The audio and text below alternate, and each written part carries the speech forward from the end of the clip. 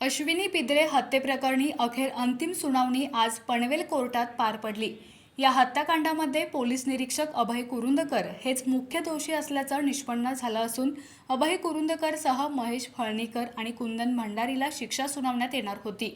मात्र आता ही शिक्षा लांबणीवर गेली आहे। अश्विनी बिद्रे हत्याकांड प्रकरणी 21 एप्रिलला शिक्षा सुनावण्यात येणार आहे।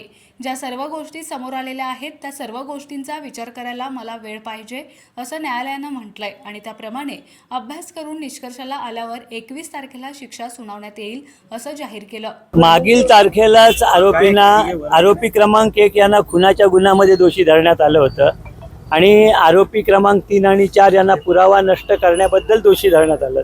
तर त्याबद्दल आज आम्हाला दोन्ही म्हणजे उभय पक्षीयांना युक्तिवाद करायला सांगितला की जो युक्तिवाद आज आम्ही केला त्याचबरोबर जी मयत आहेत अश्विनी बिंद्रे त्यांची कन्या सुची तसेच त्यांचे पती राजू गोरे त्यांचे वडील जयकुमार बिद्रे आणि त्यांचे बंधू त्यांना चौघांना आम्हाला आनंद बिद्रे आम्हाला सगळ्यांना त्यांनी ऐकलं।